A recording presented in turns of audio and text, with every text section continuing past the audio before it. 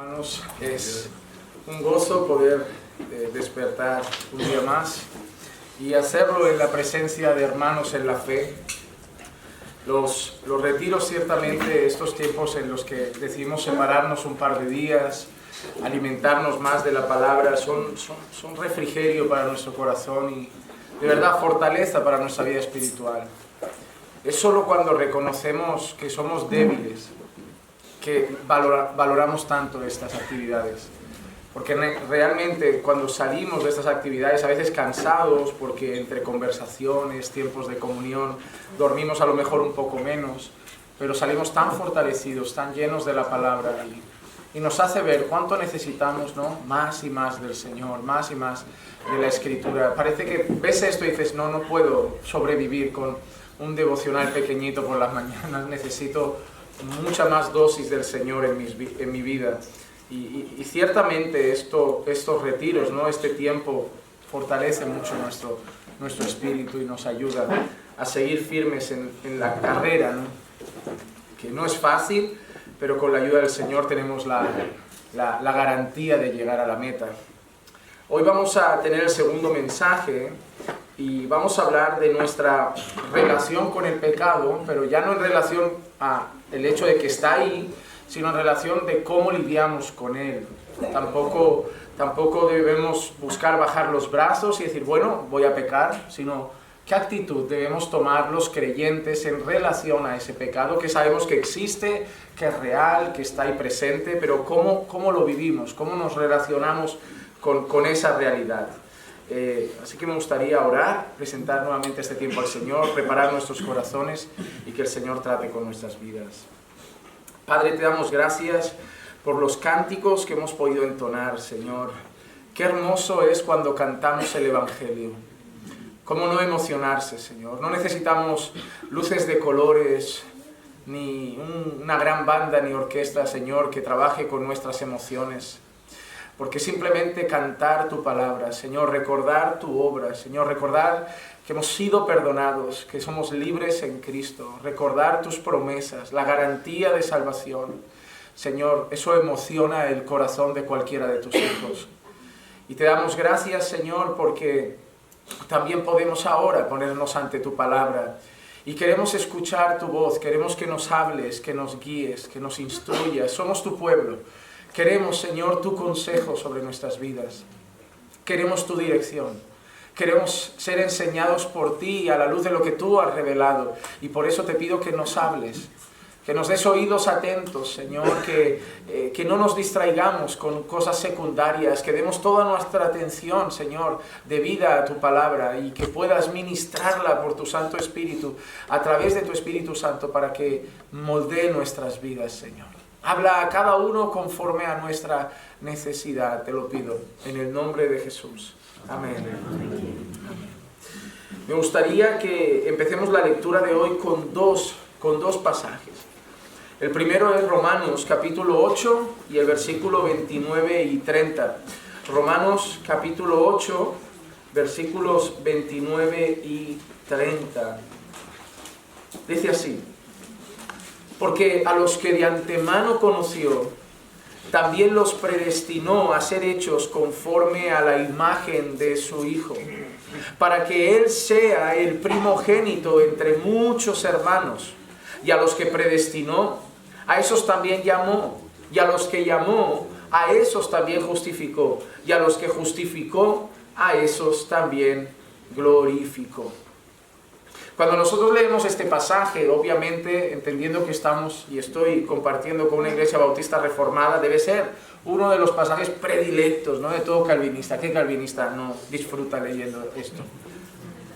Igual que arminianos odian encontrar la palabra predestinó en la Biblia, a nosotros nos encanta ponerla delante y decir, no fue Calvino, es bíblico. Sí, es cierto, fuimos escogidos desde antes de la fundación del mundo. Sí, y aquí tenemos una garantía no solo de la elección, sino de la glorificación que conlleva esa elección. A los que escogió, a esos llama, a los que llama justifica, y a los que justificó incluso glorificó. No hemos llegado, pero ya estamos allí porque hay una garantía. El Señor no falla, el Señor no erra el blanco. Si el Señor ha escogido a alguien para salvación, va a acabar siendo glorificado un día. Pero yo creo que no podemos pasar por alto lo que yo quiero que miremos hoy, porque sé que estamos curtidos en cuanto al predestinó, al escogió, pero yo quiero que no pasemos por alto otra cosa aquí, que para mí es sumamente importante. Predestinó a ser hechos conforme a la imagen de su Hijo. Porque si bien es cierto que este pasaje habla de la elección incondicional de Dios, si bien es cierto que en este pasaje vemos garantía de nuestra salvación, seguridad de nuestra salvación en Dios y en su obra, también vemos que hay un propósito en esa elección y que en el camino hay una santificación garantizada, porque han sido predestinados a ser hechos conforme a la imagen de su Hijo. Porque es ahí donde me gustaría reforzar un poquito esta idea inicial con Efesios 1:4. Efesios también nos gusta mucho por lo mismo. Según nos escogió en Él antes de la fundación del mundo. Pero el mismo Pablo también dice, para que fuésemos santos y sin mancha delante de Él. Hermanos amados, a mí hay una cosa que me gusta. La iglesia reformada en este tiempo creo que es la iglesia que más ensalza la gracia de Dios. Llevamos la gracia por bandera, nos encanta hablar de gracia, incluso, como he comentado con hermanos esta mañana, miramos a nuestro alrededor otras denominaciones y somos muy ligeros para acusarlos de legalistas. Pero cuidado, porque una gracia mal predicada, una gracia mal aplicada a la vida también es un anuncio de supuestos falsos maestros, porque convertirían la gracia de Dios en libertinaje. Y puede ser algo bonito ser aquellos que proclaman la gracia de Dios, pero hagámoslo con temor, porque podemos estar predicando una falsa gracia. Podemos estar hablando de una gracia no bíblica, porque los falsos maestros, conforme leemos en la Escritura, hablaban de la gracia de Dios, pero la usaban para el camino al libertinaje. ¿Cuántas veces también vemos en la palabra, dice, sois libres? Y hablamos de la libertad que tenemos en Cristo. Oye, ¿por qué tú haces esto? Porque yo soy libre. ¿Ok? También la palabra dice, no uséis la libertad como pretexto para la carne. Ese para mí es el problema. El problema es que de la misma manera que cuando tú presentas la gracia a alguien legalista no la soporta, cuando tú presentas la santidad a alguien que entiende mal la gracia tampoco la soporta. Y muchas personas llaman legalismo a lo que es santificación.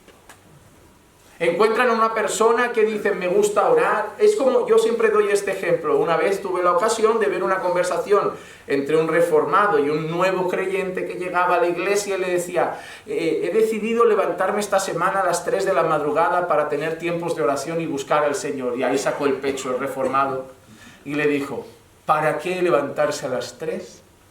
Si no hay nada de especial en orar a las 3, lo que importa es orar. ¿Qué más da a las 3? ¿O a las 5? ¿O a las 6? ¿O a las 12?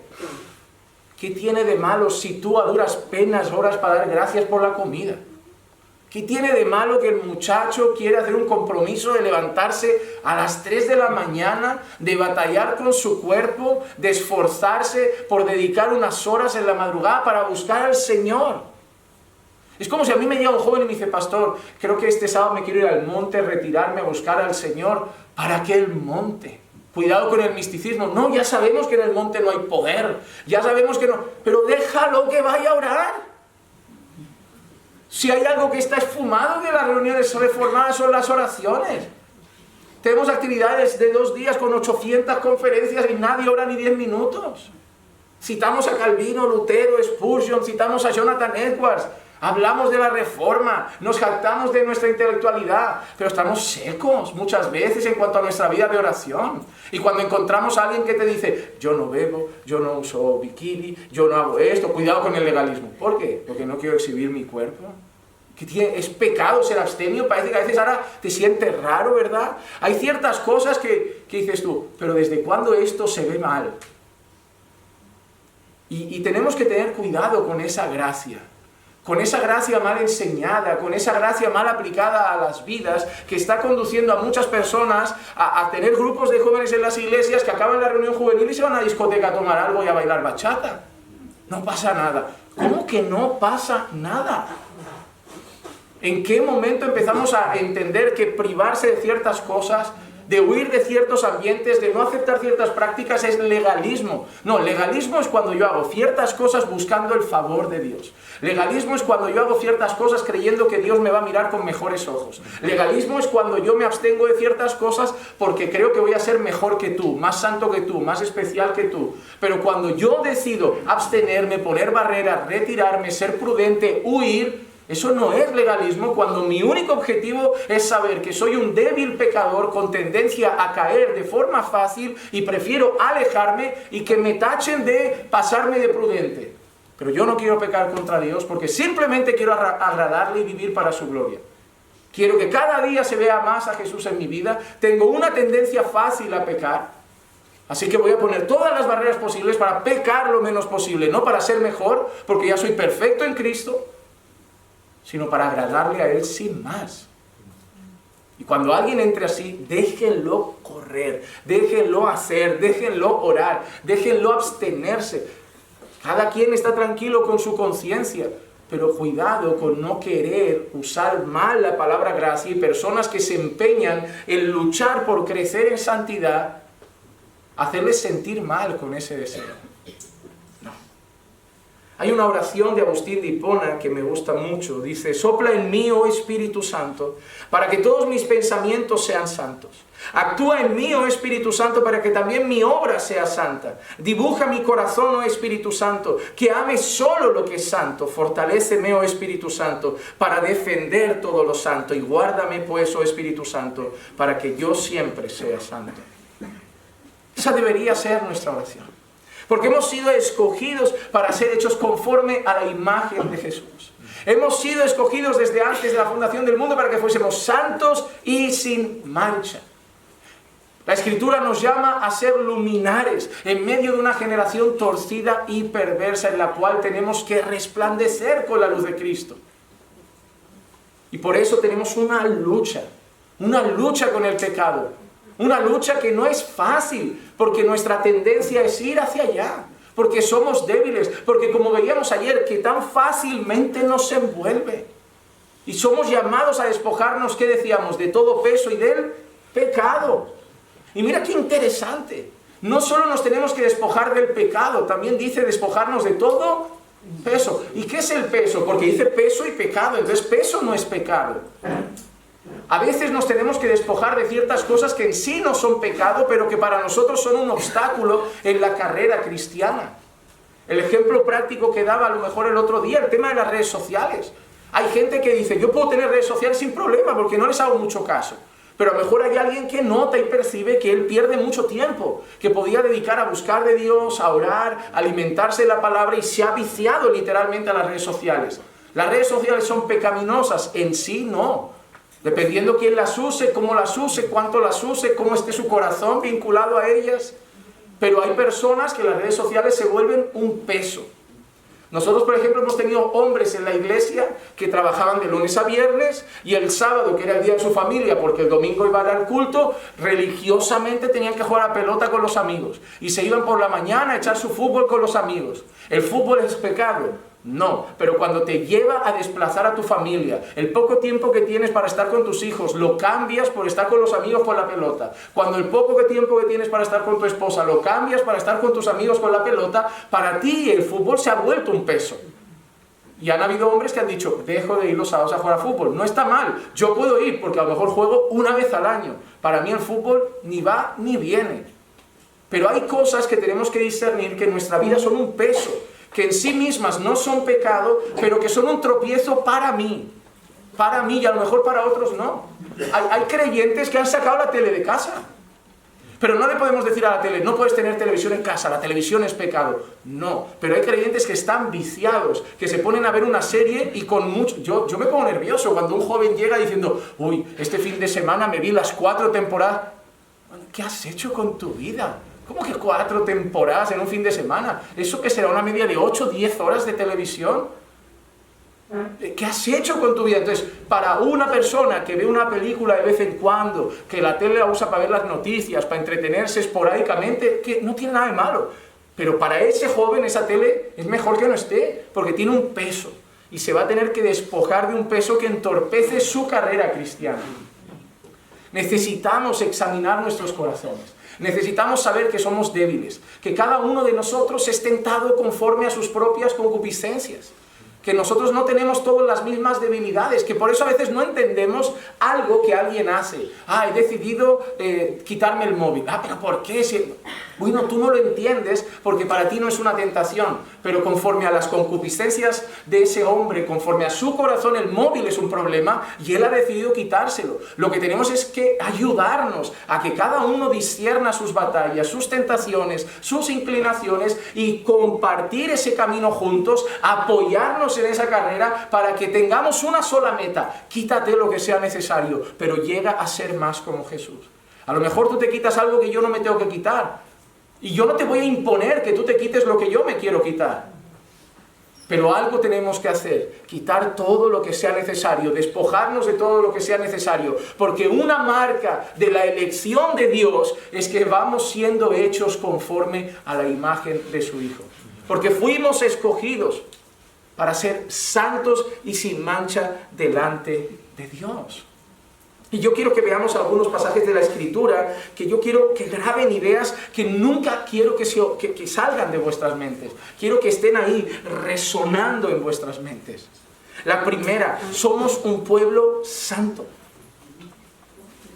Había una alabanza que escuchaba, esta nunca la escuché en esta denominación, pero de la que vengo sí que la escuchaba usualmente. Decía, somos el pueblo de Dios.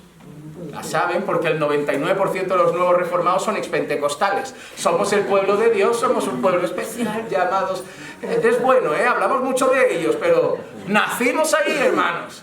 Nacimos ahí, agradezcamos la labor evangelística que esa gente hizo, porque la mayoría de ustedes no han nacido de nuevo en una conferencia de expositores por su causa, ni escuchando a su gente. No, empezaron en otro lado y gloria a Dios que ha usado esos medios para llegar a nuestras vidas, porque si no todavía a lo mejor estamos tocando el tambor en una plaza y vete a saber tú qué. Entonces, no, que sepamos ver, que a veces se nos sube a la cabeza la teología que hemos aprendido y se nos olvida de dónde venimos, porque yo no me bauticé en la Iglesia Bautista Reformada, yo nací de nuevo en otro lado.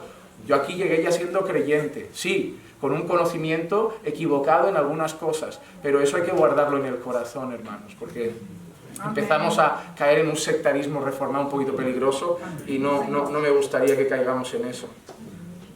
Entonces nosotros debemos recordar eso, que somos un pueblo diferente. Somos un pueblo diferente. No somos diferentes en el sentido de que no tenemos antenas, ni la piel azul, ni cosas raras. Pero somos diferentes porque tenemos otros valores, otros principios. Vemos la vida de manera diferente. No somos como este mundo, porque somos un pueblo santo. Hebreos 13:12 dice, por lo cual también Jesús, para santificar al pueblo mediante su propia sangre, padeció fuera de la puerta. Nosotros vemos que Jesús hizo una obra de santificación en aquella cruz.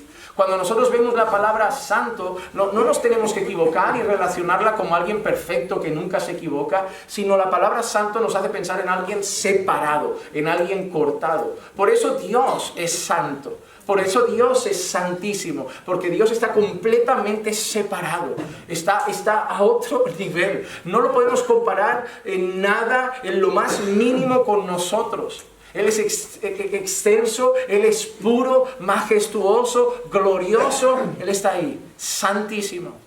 Santísimo, como esos seres celestiales que lo veían y decían santo, santo, santo. Y no es que, como escucho a veces, Dios sea 3 veces santo, no, es que siguen por ahí diciendo lo mismo. O sea, Dios es santísimo y no hay palabra para definir su santidad. Y lo que ha hecho Jesús en el Calvario es santificar un pueblo, lo ha separado. Lo ha separado, lo ha tomado de las tinieblas y lo ha llevado al reino de su luz admirable. Un pueblo para posesión suya, una nación santa, un pueblo adquirido que ha formado como un real sacerdocio. Estamos en este mundo, pero no somos este mundo. Ahora, sabiendo que somos un pueblo separado, un pueblo comprado, un pueblo quitado de las tinieblas, arrancado para la gloria de Dios, ¿cómo vivo en este mundo? ¿Ok? Ya no soy de este mundo. Estoy aquí, pero no soy de aquí. ¿Cómo vivo aquí? Como extranjero y peregrino. No es mi casa, no es mi tierra, no es mi patria, no vivo como ellos. Vivo como extranjero y peregrino. En 1 de Pedro 2:11 leemos lo siguiente: amados, os ruego como extranjeros y peregrinos. Y mira lo que dice Pedro: os ruego como extranjeros y peregrinos que os abstengáis de las pasiones que combaten contra el alma. Como extranjeros y peregrinos, Pedro no dice: os ruego que no vayáis al monte a dar un paseo, os ruego que no juguéis a fútbol, os ruego que no... No, Pedro no dice: ahora separaos en una cueva y id a una comunidad y montad un gueto evangélico. No. Pero sí os ruego algo: absteneos de las pasiones que combaten contra el alma. Y nuevamente vemos eso, carne y espíritu oponiéndose. Es un combate. Hay un combate dentro de nosotros, un combate feroz en nuestro interior, donde nuestra carne combate con nuestro espíritu, donde nuestras pasiones combaten con nuestra alma. Y en ese combate interior, al que más alimentamos, más fuerte está. Y para no alimentar la carne, solo hay que hacer una cosa: abstenerse, darle de comer. La carne nos va a pedir cosas. La carne nos va a pedir cosas.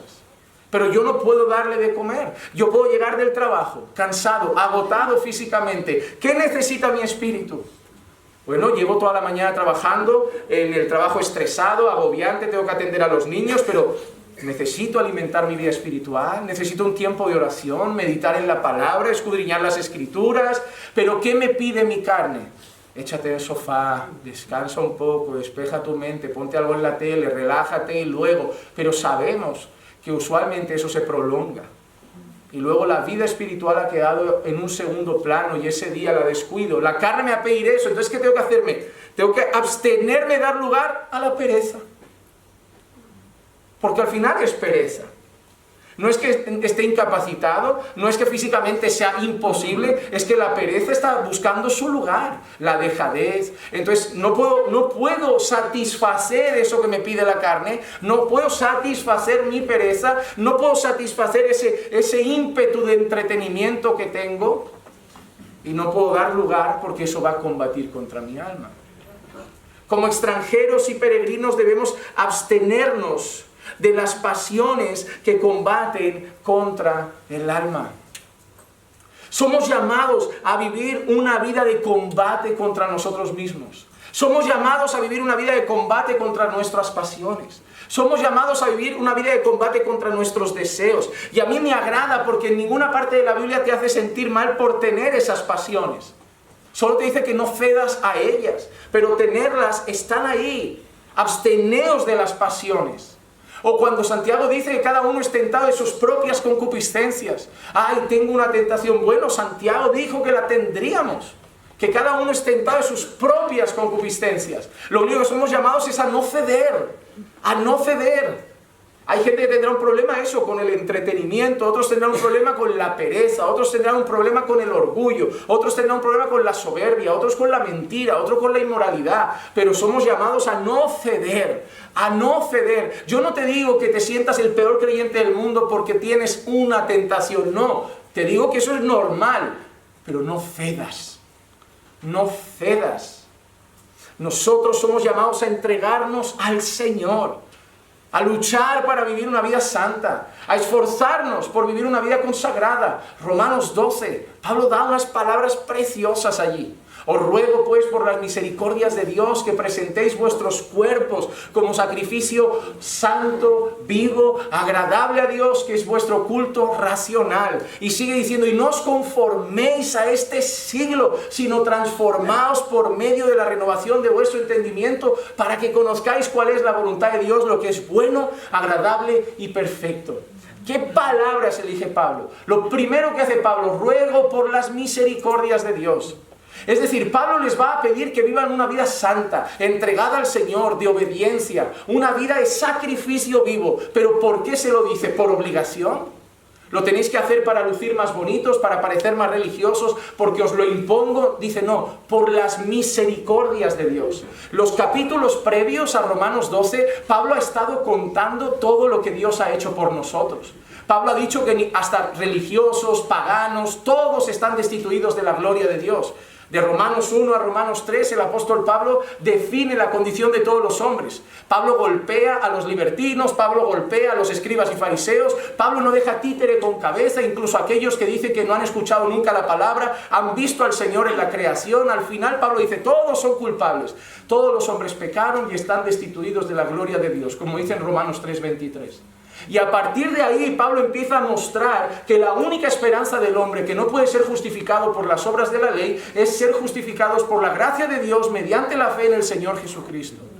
Y da ejemplos bíblicos importantes para el pueblo, da el ejemplo de Abraham, cita a otras personas, y ahí vemos la obra que Dios ha hecho por nosotros, y empieza a decir, ya no vivimos en la carne, ahora vivimos en el Espíritu. Todo eso es por gracia, no nos hemos salvado nosotros, nos ha salvado el Señor. Y cuando Pablo ha ido desglosando todo eso, incluso ha pasado por el tema de la elección incondicional, Pablo llega a Romanos 12 y le dice, ahora, recordando que ibais al infierno, recordando que teníais la condenación garantizada, recordando que no podíais salvaros, que no podíais hacer nada para ganaros la eternidad, que por vuestros méritos solamente os quedaba la condenación, el fuego eterno. Pero Dios derramó tanta gracia, os salvó, os dio fe, os escogió por las misericordias de Dios. Lo que debe movernos a vivir en obediencia son las misericordias de Dios. Hermanos, yo no puedo darle a Dios nada que a Él le haga verme con mejores ojos. Dios ya me ve con buenos ojos, porque cuando me mira Dios ve a Cristo. La justicia de Cristo está sobre mí, Dios me ve a mí en Cristo, y por lo tanto Dios cuando me ve se complace porque estoy en Cristo. Yo no me tengo que ganar el favor de Dios, lo tengo en Cristo. Yo no tengo que ganarme bendiciones de Dios, tengo toda bendición espiritual en las regiones celestiales en Cristo Jesús.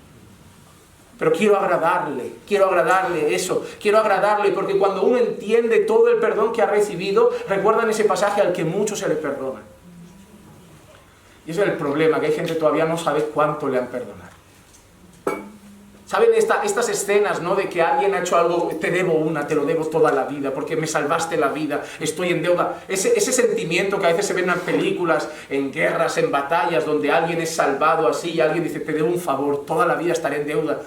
Eso es lo que más o menos debemos experimentar con Dios, es decir, Señor, no sé, no puedo pagar lo que has hecho por mí, no puedo compensar eso, tanto perdón, tanta gracia, tanta sangre vertida por mis pecados, pero lo que puedo hacer lo haré, te doy mi vida en agradecimiento. Y es ahí donde Pablo dice, por las misericordias de Dios, ofreced vuestros cuerpos, y usa palabras que para él son relevantes, porque él conoce la ley como un sacrificio, pero vivo, santo y agradable a Dios, que es vuestro culto racional. Ahora, ¿y cómo hago eso, Pablo? ¿Cómo me vuelvo un sacrificio vivo, santo y agradable a Dios? No os conforméis a este siglo. No os conforméis a este siglo. Hablaba con los jóvenes en el desayuno y les decía que una de las cosas importantes es que vivimos en piloto automático y no nos preguntamos muchas cosas. Por ejemplo, cuando yo les mencionaba el tema de los bikinis, les decía, esta conversación no la tendríamos si yo fuera pastor en Arabia Saudí. Y esta conversación no la tendríamos si yo fuera pastor hace 100 años o 50. Pero como soy pastor en España en este siglo, tengo que lidiar con esta situación. Porque esto a una cristiana de hace 50 años ni le pasaba por la cabeza presentarse así públicamente semidesnuda. Ni en la playa ni en ningún lugar. Pero por nuestra cultura somos afectados. Hablaba de ellos y le digo, ¿por qué bebemos? ¿Por qué? ¿Por qué? Porque nos han enseñado que es social. Salir a tomar copas, quedar y un vinito, es así, nuestra cultura tiene ciertos parámetros, somos inculcados, por eso es tan diferente lo que bebes si vas a Alemania, a un pueblo de no sé dónde, y si te vas al norte de Galicia, o si te vas a Japón y te ofrecen sake, no sé, o lo que beban allí los coreanos, los chinos, pero me refiero que la cultura nos afecta. Ahora, nosotros que tenemos que reconocer que somos marcados por la cultura, pero que no todo lo de nuestra cultura le agrada al Señor. Y tenemos que empezar a examinar y hacernos preguntas. ¿Por qué me gusta lo que me gusta? Y la otra pregunta, ¿será que a Dios le gusta esto que a mí me gusta? ¿Y qué tengo que hacer? No conformarme a este siglo. Ahora, siguiente paso, ¿cómo lo hago, Señor? Ok, Juan Manuel, todo lo que te ha influenciado son tus amigos, tus padres, tu país, tu cultura, tu tiempo, tu música, la MTV, lo que a ti te influenciaba de jovencito. Ahora, ve a mi palabra, escudriña mi palabra y renueva tu mente con mi palabra. Cosas que no interfieren conmigo, en tu cultura, pero vas a ver cosas que no van acorde a mi voluntad. Y en mi palabra vas a entender lo que es bueno, agradable y perfecto.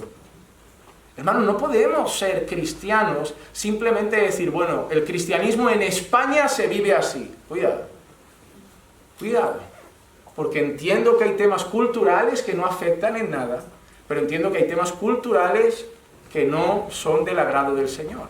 Porque si yo voy y empiezo a montar una misión en medio de una tribu caníbal y me dice el jefe de la tribu, Juan Manuel, lo del Evangelio está bien, pero aquí toda la vida hemos sido caníbales, no nos vengas a cambiar nuestra cultura, yo digo, no pasa nada, no pasa nada. Cantamos alabanzas y después de la Santa Cena compartimos al vecino. No pasa nada. No, ¿por qué? Es cultura. No, pero pastor, a la luz de la palabra, ¿cómo te vas a comer a una persona? Ah, ahí vamos, no, a la luz de la palabra. Parte de la cultura no tiene ningún problema. Si quieren que la alabanza no sean himnos solemnes y sacan un tambor hecho con cocos, yo lo entiendo. Estamos en una tribu del Amazonas. No me voy a llevar al Amazonas el salterio de Ginebra. Ahí, venga, aquí solo salmodia exclusiva. Aquí el que no cante salmos está en pecado. No, a ver. Pero entiendo que el talibanismo lo vamos a tener que tratar a la luz de la palabra. A ver si vamos a hablar de esto. Dejad ahí la pierna a un lado, vamos a hablar, esto no lo veo normal. Eso es lo que voy, esto nos choca porque nosotros no somos los caníbales. Hermano, a ver, tú tratas al perro, le das besito, y en otros sitios se lo comen. Tú no te comes a tu perro porque has nacido en España, pero si hubieras nacido a lo mejor en una tribu de no sé dónde, te lo comes con patatas. Y es que somos marcados por la cultura, y esto debemos tenerlo muy claro. Todos tus gustos, tus aficiones tienen mucho que ver con el entorno en el que has crecido. Social, económico, cultural, geográfico, temporal, de todo. Ahora, vamos a la Escritura. Yo tengo una lucha. Mi cultura no es una cultura bíblica. Mi cultura no se ha formado pensando en Dios. Mi cultura no ha crecido diciendo, seamos un país y una cultura que agrada al Señor. Entonces, ahora, hay cosas de mi cultura que no son del agrado de Dios. Vamos a la palabra. Somos pueblo santo. Y ahora somos llamados a renovarnos a través de la palabra de Dios y verificar de esas cosas cuáles son de su agrado y cuáles tengo que arrancar de mi vida.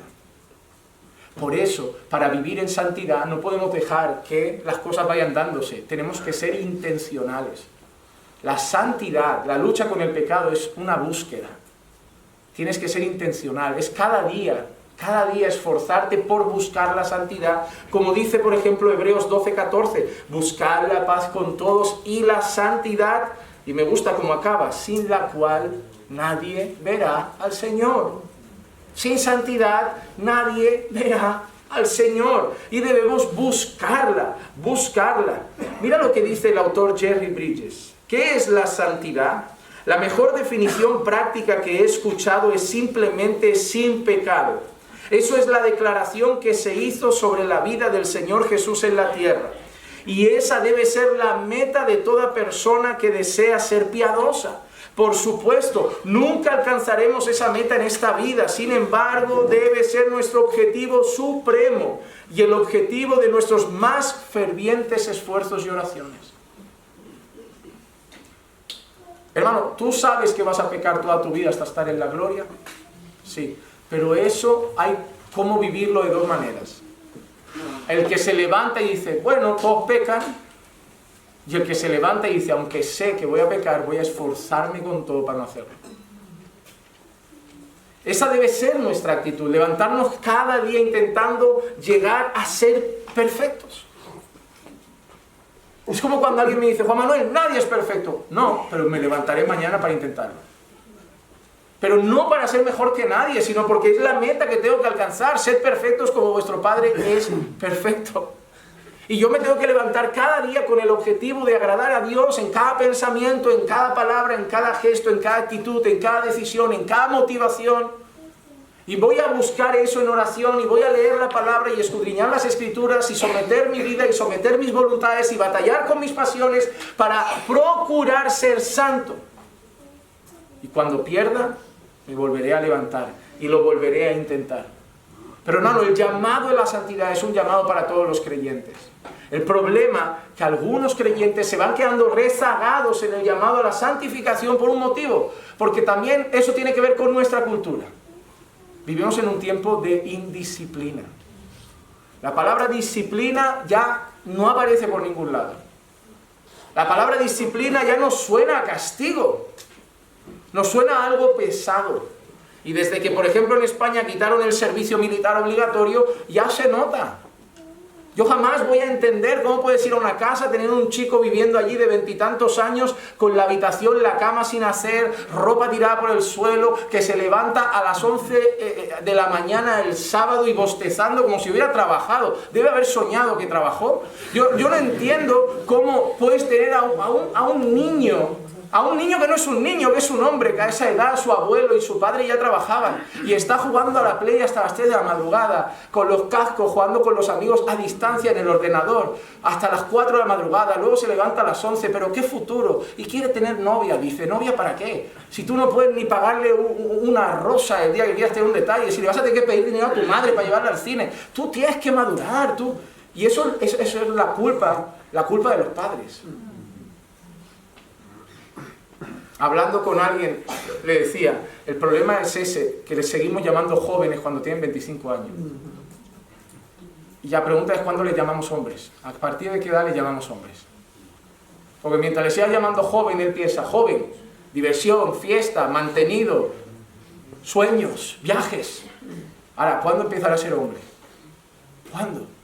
El problema es ese, nos estamos generando una sociedad y una juventud sin disciplina. Sin disciplina, no se les imponen cargas. Y yo no digo que los llevéis a una mina a sacar oro, pero no creo que hacerse la cama con 7 años sea algo horrible. No lo hará bien, pero puede empezar a hacer algo. O llevar un platito de plástico a la cocina, no tiene que lavar los platos, pero es crear una disciplina para que el día de mañana, cuando le diga te levantas a las 6 y trabajas hasta las 4, no reclame y diga, no, a las 6. ¿Tú crees que cuando vas a comprar el croissant a las 7 de la mañana, el panadero empieza a qué hora? Entonces, porque todo el mundo en la vida tiene que madrugar y tirar el mundo hacia adelante y a ti te lo tienes que encontrar todo hecho. La disciplina es fundamental en cada área de nuestra vida. En cada área. Quieres crecer en una alimentación saludable, tienes que ser disciplinado. Quieres crecer en una vida más deportiva, tienes que ser disciplinado. Quieres que te vaya bien en los estudios, tienes que ser disciplinado. Mientras tus compañeros saldrán, tú estudiarás. Mientras ellos irán a discotecas, tú estudiarás. Mientras ellos quieren jugar, tú estudiarás. Requiere disciplina. Quieres tener un matrimonio sólido, no viene solo, requiere disciplina. Requiere hablar, conversar, dialogar, tratar asuntos, tener conversaciones tensas, perdonar, pedir perdón. Requiere trabajo. ¿Quieres criar a hijos educados con buenos valores y principios que se comportan bien durante el culto, que saben estar en un ambiente social? Requiere disciplina. No vienen solos. Son rebeldes, protestones, contestones. Requiere mano firme día tras día, día tras día, día tras día. Cuando te encuentres niños que se portan bien en una sala, no creas que nacieron así. Hay un padre que lleva mucho tiempo haciendo trabajo detrás de eso. El problema es que la gente no quiere la disciplina, no quiere el esfuerzo, no quiere la dedicación. Y cuando hablamos de santidad, la cosa no es diferente. En la lucha con el pecado se requiere disciplina. En nuestra vida espiritual se requiere disciplina.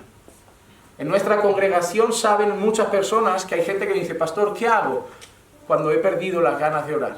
Todo el mundo sabe lo que contesto. Ora sin ganas. La Biblia dice que ore sin cesar, no con ganas.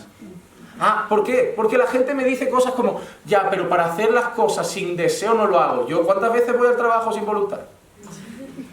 O tú te levantas cada mañana, 6 de la mañana, qué ganas de vestir al niño, darle desayuno, llevarlo al cole, correr para el trabajo, qué ganas.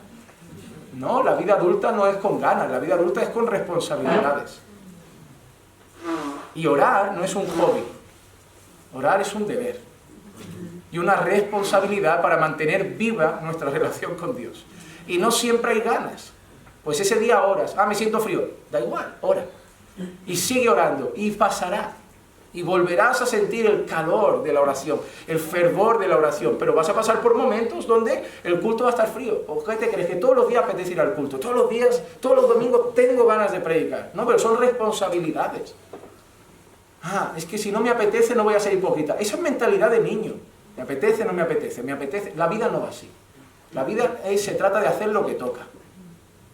Y para crecer en santidad hay que ser disciplinado. Para tener una firme vida de oración hay que ser disciplinado. ¿Por qué los planes de lectura bíblica en un año van bien? No hace falta. ¿Pero por qué van bien? Porque crean disciplina.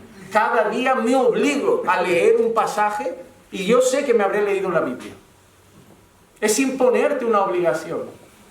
Palabras que no nos gustan, no nos parece esclavitud moderna. Pero mira lo que le dice Pablo a Timoteo. 1 Timoteo 4, versículos 7 y 8. Pero nada tengas que ver con fábulas profanas propias de viejas. Más bien, mira que le dice, disciplínate a ti mismo para la piedad.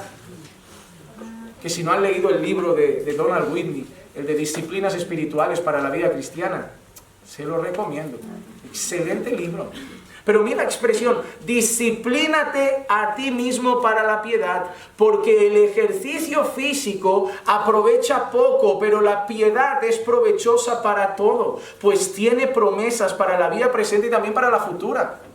Mira qué interesante, el ejercicio físico aprovecha poco. A mí me encanta esa frase. A mí que no me gusta el deporte, me encanta esa frase, hasta que conocí a un pastor que me dijo, creo que estás sacando el texto de contexto. Digo, no, pero no sirve de nada hacer deporte, lo dice Pablo, el ejercicio físico de nada sirve. Juan Manuel, no creo que vaya por ahí, Bueno, luego entendí que no era la intención de Pablo que nos volviésemos gente sedentaria, pero Pablo está haciendo una comparación. Los deportistas de élite tienen mucha disciplina. Mira, a mí me cae no soy mucho de fútbol. Y aunque sea poco de fútbol, me sigue cayendo muy pedante Cristiano Ronaldo. Me cae fatal. Hay ciertos jugadores que los veo y digo, tiene que ser antipático, se le nota, ¿no? Y a veces veo ciertas cosas, y yo sé que debe tener algún ídolo, algún fan por aquí, ¿no? Que no se ofusque conmigo. Pero hay una cosa, una virtud que tiene, y lo he escuchado en más de un comentario, es extremadamente disciplinado. En una entrevista le vi decir, mi cuerpo es mi herramienta de trabajo. Si yo quiero que sea el que más corre, el más fuerte, el que más salta, yo tengo que ser el que más entrena, el que más trabaja. Yo bebo agua, privo mucho mi vida de alimentos, entreno mucho. Vi un jugador que le hacía una entrevista, llegaba temprano, Cristiano ya estaba ahí, me iba, seguía practicando las faltas, seguía practicando esto, seguía practicando aquello.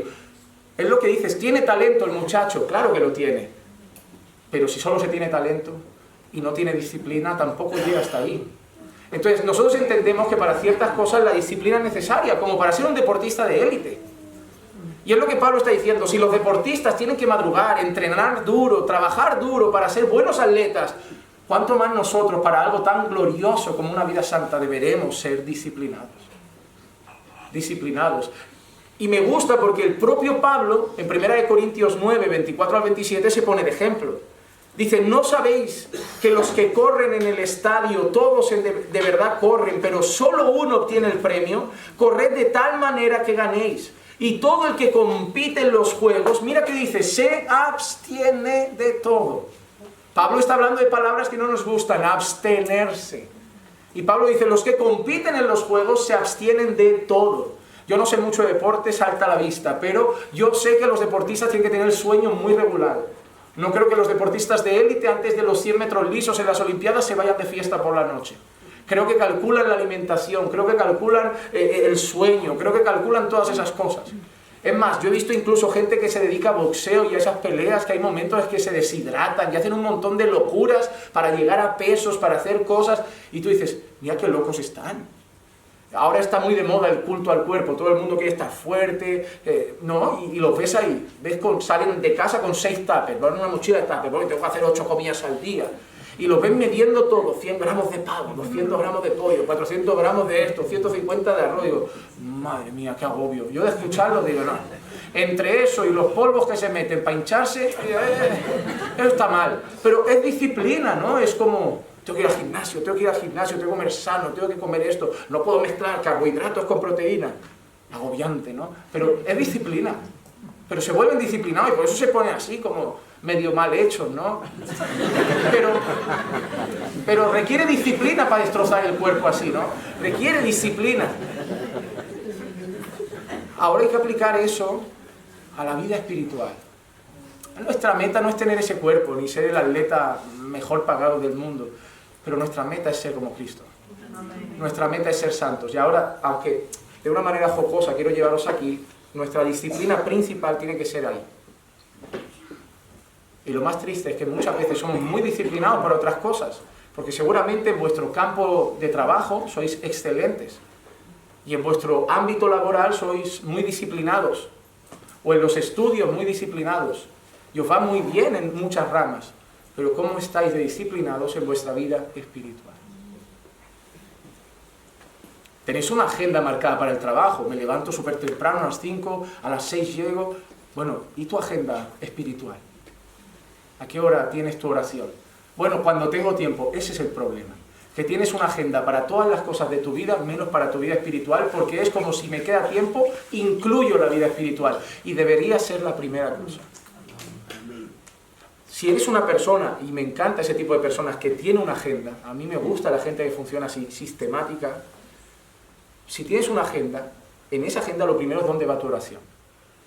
Cada persona es diferente, ¿no? Yo funciono muy bien en la madrugada, me desconecto muy pronto por la tarde. Yo me duermo temprano, no aguanto muy bien, yo no rindo mucho, por la tarde mi cabeza va más lenta, pero a 5 o 6 de la mañana soy un torbellino. Entonces yo soy mejor devocional en la mañana, a primera hora. Porque como lo deja por la tarde, entre las ocupaciones, el estrés, el agobio, sé que a veces no lo voy a hacer.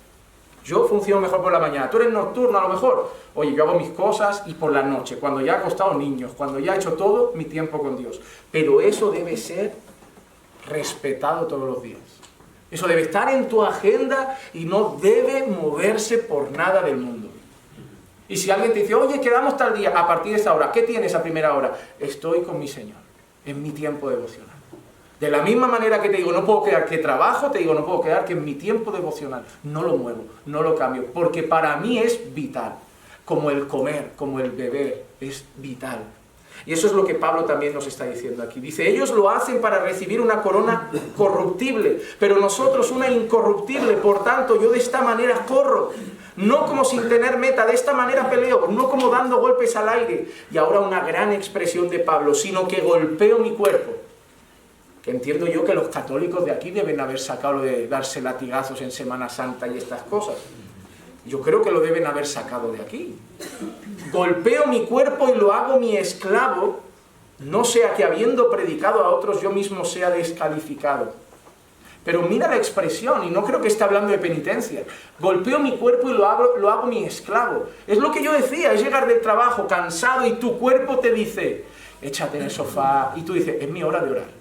Es mi hora de culto familiar, es mi hora de leer la palabra, échate a descansar, que estás No, golpeo mi cuerpo y lo hago mi esclavo. Tú no mandas, tú no gobiernas mi vida, tú te rindes, voy a alimentar mi vida espiritual. Eso requiere disciplina. Porque no te va a apetecer la mayoría de veces. La mayoría de veces. Hay gente que no sé por qué piensa que aquellos que tienen una vida espiritual firme es porque les nace. No, es gente avivada. Todos los días se levantan avivados, llenos de ganas de orar, de leer la Biblia. Yo querría ser como ellos. No son así. La mayoría no son así. Lo que son gente que se ha fijado una meta en su carrera y es cultivar una vida espiritual, porque solo así, fortalecidos en el Señor, podremos vencer los deseos de la carne que están y que los tenemos. ¿Por qué? Porque los deseos de la carne solo los podemos vencer en el Espíritu. Romanos 8, versículos 12 y 13. Así que, hermanos, somos deudores no a la carne para vivir conforme a la carne, porque si vivís conforme a la carne habréis de morir, pero si por el Espíritu hacéis morir las obras de la carne, viviréis. Si por el Espíritu hacéis morir las obras de la carne, viviréis. Hermano, por eso he estado dando toda esta vuelta en este concepto de luchar contra el pecado para llegar aquí. Necesitas una vida disciplinada a nivel espiritual, porque solo por el Espíritu vas a poder vencer el pecado. Tú solamente, número uno, tienes victoria en Cristo. Yo soy la vid, vosotros los pámpanos, el que permanece en mí lleva mucho fruto, porque alejados de mí nada podéis hacer. Pero en segundo lugar, hay una parte de responsabilidad tuya. Y yo sé que nos encanta, nosotros nos encanta. Soberanía de Dios, soberanía de Dios. Pero hermano amado, los grandes teólogos de la historia nunca separaron esa soberanía de la responsabilidad del hombre. No, nunca debemos elegir entre soberanía y responsabilidad. Es soberanía y responsabilidad. No debemos cambiar esto. Y sí, yo sé y entiendo que en la salvación, en la justificación del pecador, hay meramente soberanía de Dios. De Dios es la salvación. Solo Dios salva. Nosotros estamos muertos en delitos y pecados. No podemos venir a la vida solos, no podemos creer solos. De Dios es la salvación. Pero también sabemos todos que en el proceso de salvación, en el momento de nuestra salvación, inicia un proceso llamado santificación. Y yo no sé lo que piensan por aquí, y lo digo con respeto si piensan diferente, pero en ese proceso creo que sí, hay una gran parte de responsabilidad humana también. En la salvación, en la justificación, sí, soberanía plena de Dios, solo Dios, pero en la santificación, no digo que Dios no necesite, pero me gusta más usar la expresión que Dios nos hace partícipes y responsables de nuestro proceso de santificación. Y creo que muchas de las caídas que tienen personas es porque su parte de responsabilidad la descuidan. Es así de sencillo. Pastor, caí con la hermanita.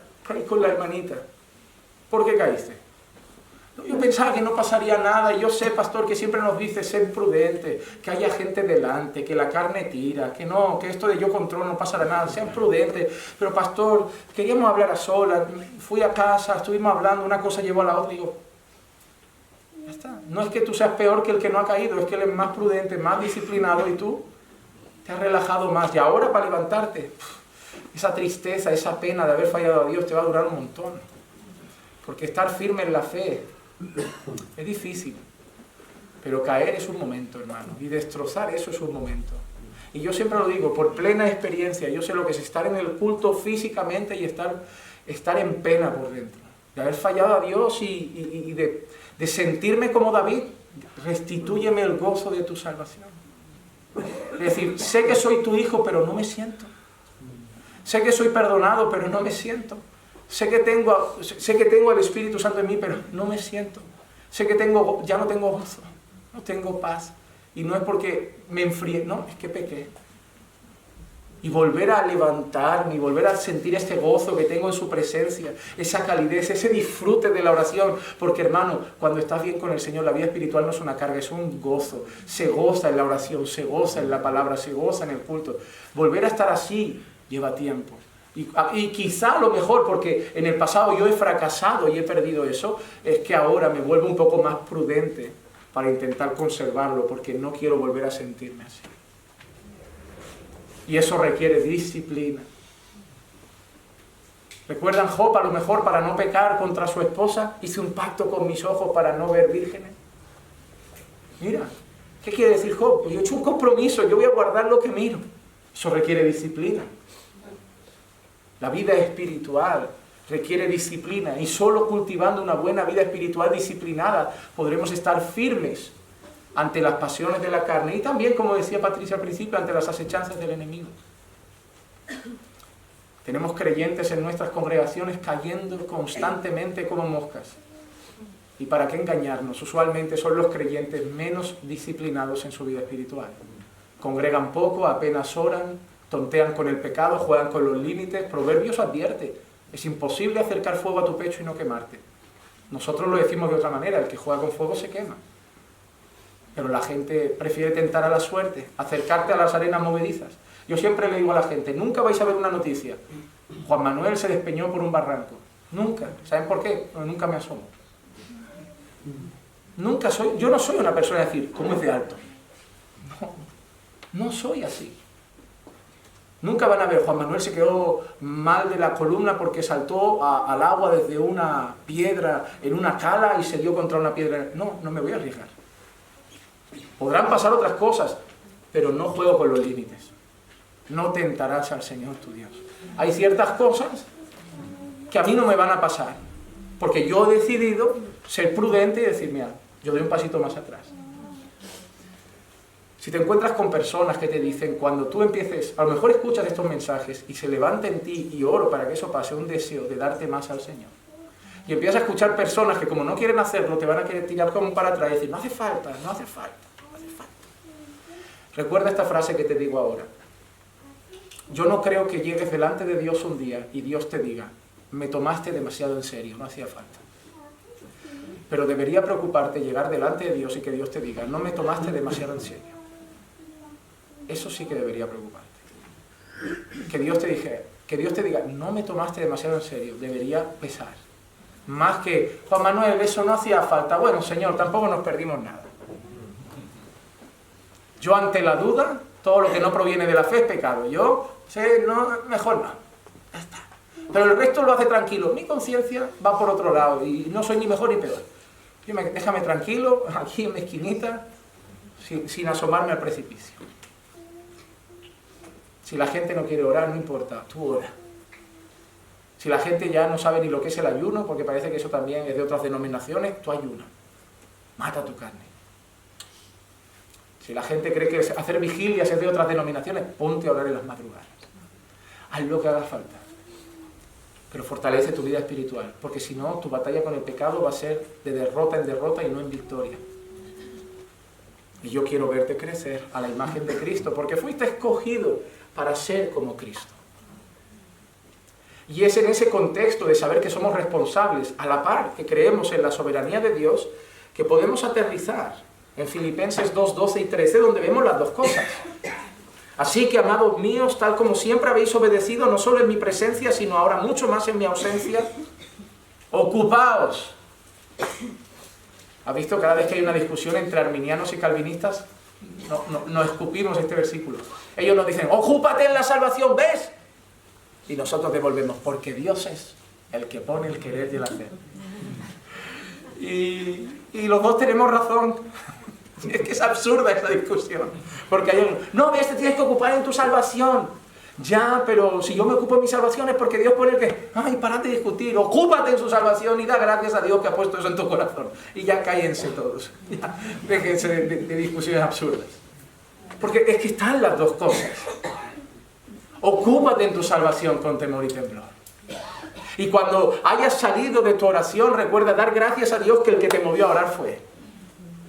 Ponte a ayunar y cuando termines tu ayuno, da gracias a Dios que el que te sostuvo y te movió a hacerlo es Él. O sea, haz tu parte y luego agradece que la hiciste porque Él lo hizo por ti. Para mí eso no es tan difícil de entender. Porque al final, ¿por qué debemos ser santos? Y con esto concluyo, hermanos. Debemos ser santos por el Dios que representamos.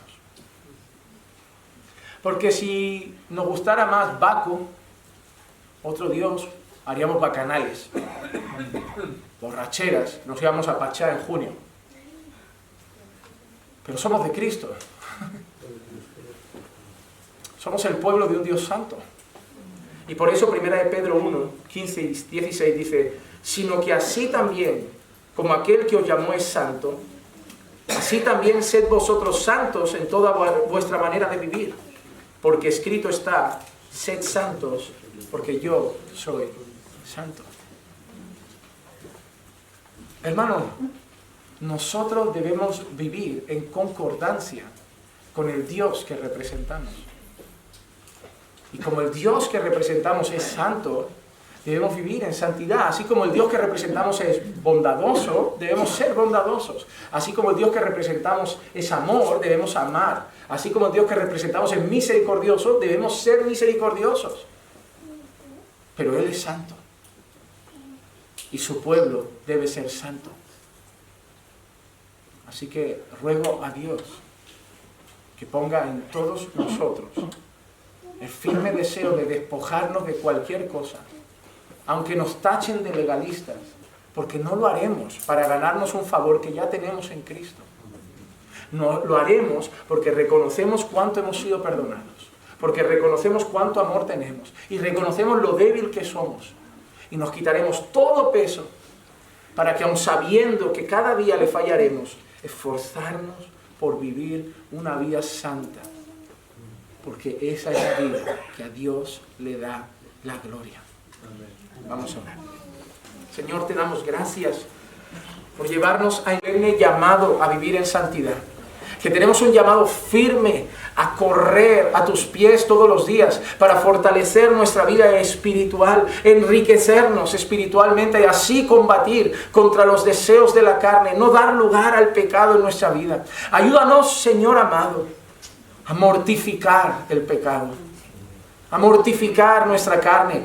Haznos disciplinados en cuanto a nuestra vida espiritual. Abstenernos de todo lo que sea necesario para correr en esta carrera de la mejor manera posible. Y como Pablo decía, golpear nuestro cuerpo y hacerlo nuestro esclavo para no sucumbir a las pasiones, sino hacer tu voluntad. Señor, no siempre tendremos ganas. No siempre nos va a apetecer.